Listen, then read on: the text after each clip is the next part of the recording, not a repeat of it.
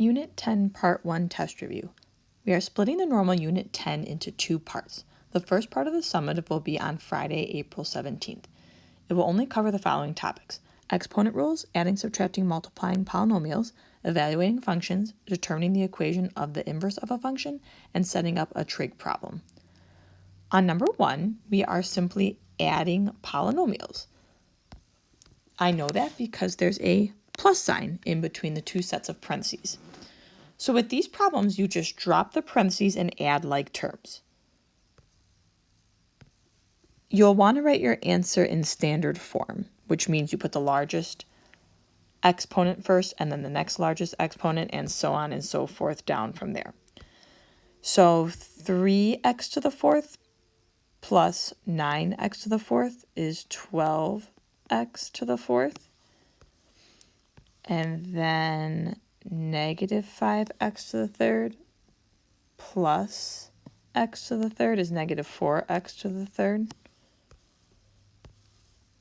7x squared, and then there are no x squared, so just leave that 7x squared. It's all by itself. And then there's a loner x over here, so 10x just stays by itself. And then we have negative 8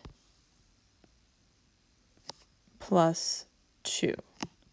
So negative 6. And then that would be it. That'd be our answer. On B, this one has a subtraction sign in between the two sets of parentheses. So that means that we need to distribute this negative sign to all the terms in the parentheses in the back. Then we can drop the parentheses and add up the like terms, just like we did on part A. So I'm going to leave the first set of parentheses alone. Just going to recopy everything down. And then in the back, all the signs are going to change. So minus 9x to the fourth, minus x to the third, minus 10x, minus 2. And then now I want to look for all my like terms. So 3x to the fourth minus 9x to the fourth is negative 6x to the fourth. And then negative 5x to the third minus x to the third is negative 6x to the third. And then 7x squared. And it looks like there are another x squared term, so just plus 7x squared. And then we have this negative 10x term all by itself. And then at the end we have the constants. So negative 8 minus 2 is negative 10. So there is our answer. Looking at number 2, we are multiplying or distributing. So you could use the box method or FOIL. As most of you know, I kind of prefer FOIL. So F stands for first. So 3x times 2x is 6x squared. O stands for outside. So 3x times 5 is 15x. And then I stands for inside. So negative 7 times 2x is negative 14x. And L stands for last. So negative 7 times 5 is negative 35. Then just add up your like terms in the middle.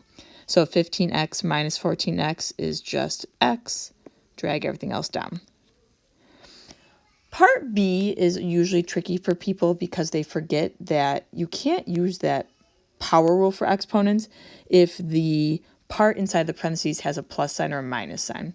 So the fact that the minus sign is right there means I'm not allowed to just square 4x and square negative 3 and be done with it.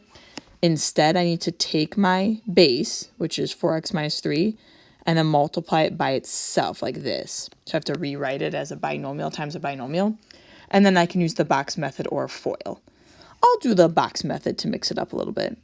So I have 4x minus 3 and 4x minus 3.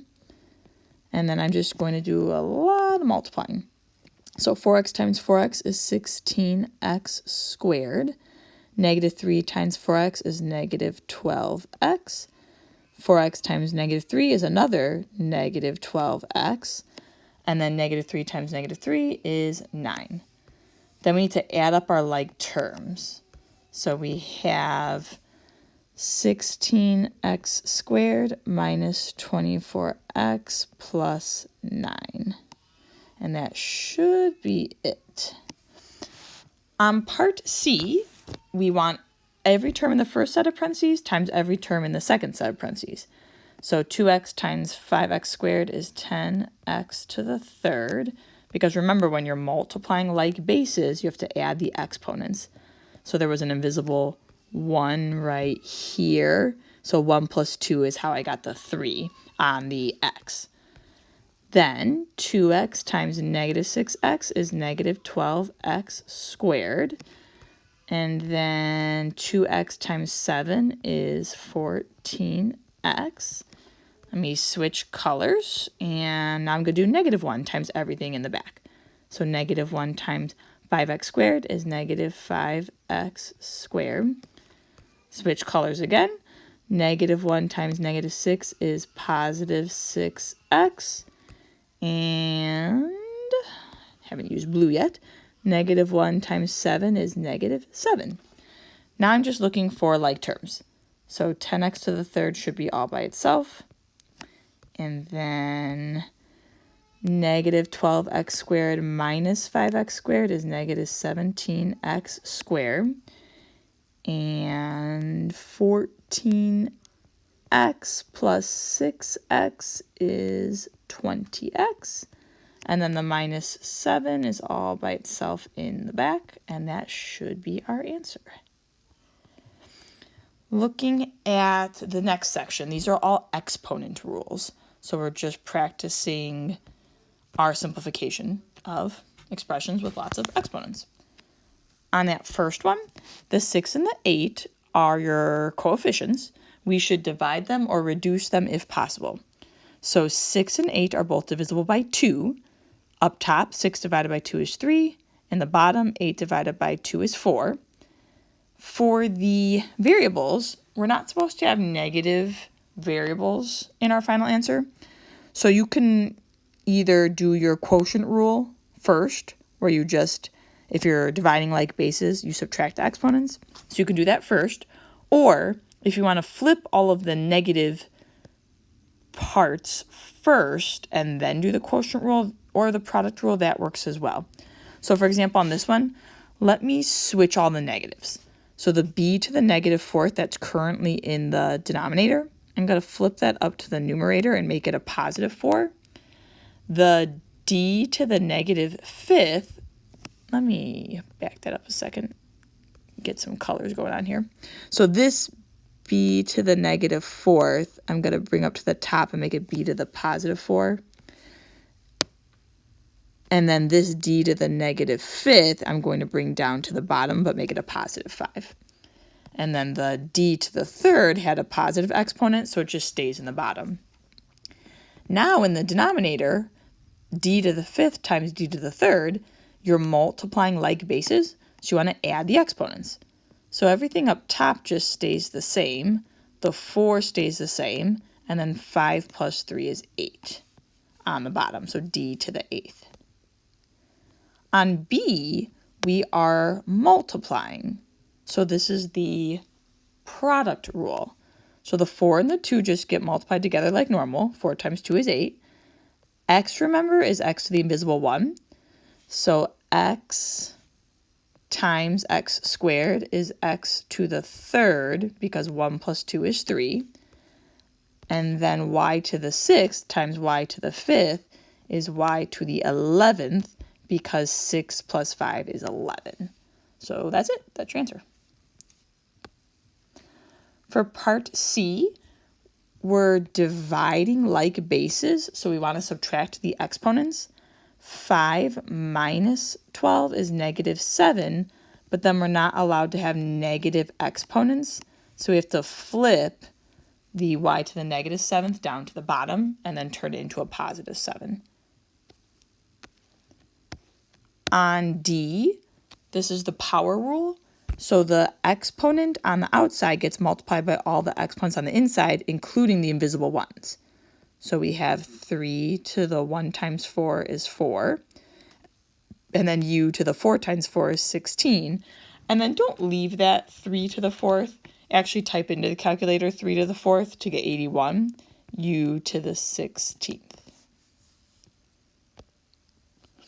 For E, you're dividing the p's, so you want to subtract your exponents. So 15 minus 10 is 5. So p to the 5th, and then the 3 just stays in the denominator. And then this last one here, anything raised to the 0 power is 1. So that's it for that one. All right, first page done. Moving right along. On number 4, we're evaluating functions. So on part A, I want to find g of negative 8. So I'm going to take the g function and I'm going to put a negative 8 in wherever I see x and then simplify. So g of negative 8 equals 5 plus negative 8 squared. So 5 plus negative 8 is negative 3. And then when you square that, negative 3 times negative 3 is positive 9. Then we need h of 1. So h of 1 means I take 1 and I plug it in for x, and I plug it in for x in the h function over here. So absolute value, negative 4 minus 1. So absolute value of negative 5, which simplifies down to positive 5. At the very end, I saw a lot of people forget to do this on the formative. Go back and actually evaluate. So right back here, don't forget to do your answer from g of negative 8 times your answer from h of 1. So basically you have this 9 from right here times your 5 from right here equals 45. So your final answer is 45. That's your final answer. For part B, same concept, but now just some different numbers. So we'll start with g of negative 2. So I'm going to take a negative 2 and I'm going to plug it in wherever I see an x in the g function. So like this to start. So 5 minus 2 is 3. 3 squared is 9. And then, let me switch my colors.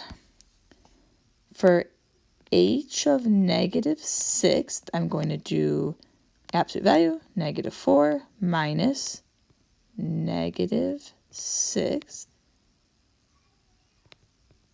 So then negative 4 and that double negative turns into a positive or to a plus sign. So negative 4 plus 6 is 2. Absolute value of 2 just stays 2.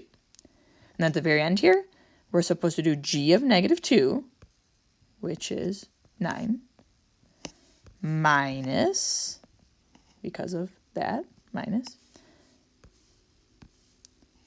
h of negative 6. So h of negative 6 was right there.